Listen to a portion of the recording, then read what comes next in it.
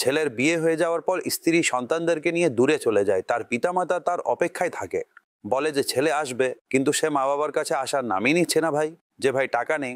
মা বাবা কিভাবে লালন পালন করেছেন? মা বাবা কি বৃক্ষ গাছ লাগিয়েছিলেন নাকি যে প্রতিদিন সেখান থেকে টাকা পেরে আপনাকে দিতেন, বৎস 100 টাকা নাও, নাও খরচ করো, 200 টাকা পেরেছি, 500 টাকার নোট পেরেছি, নাও খরচ করো।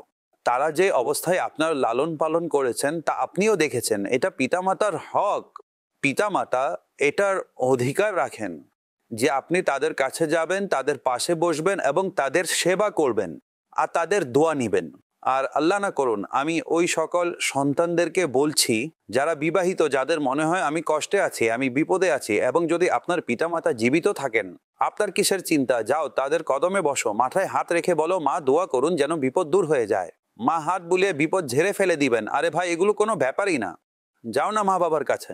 বাবার দোয়া ছেলের পক্ষে কবুল হয়। বাবার কদমে বসুন, বাবার কদমে বসে কুলে মাথা রেখে দিন। আপনি বাবার কদমে বসে কুলে মাথা রেখে দিন, বুঝানোর জন্য বলছি। আর বাবা মাথায় হাত রেখে জিজ্ঞাসা করবে বাবজান কি সমস্যা? আপনি শুধু বলবেন বাবা আমার এই সমস্যা। তিনি শুধু হাত উঠাবেন, শুধু দুটি বাক্য বলবেন বাবজান আমি তো আছি। বন্ধু আপনার জন্য কিছুই বিক্রি করবে না, কিন্তু বাবা আপনার জন্য নিজেকে বিক্রি করে দিবেন। বাবাকে মাকে কতটুকু চিনেছেন? আরে যার মা বাবা বেঁচে আছে এবং সে বলছে আমি কষ্টে আছি, তাহলে সে নিজের দোষে কষ্টে ভুগছে।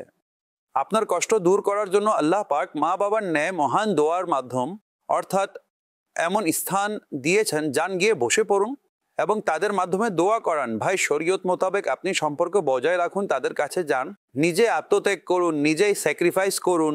আল্লাহ যদি চান তাহলে এর উত্তম ফলাফল আপনি দুনিয়াতেও দেখতে পাবেন এবং আখিরাতেও দেখতে পাবেন।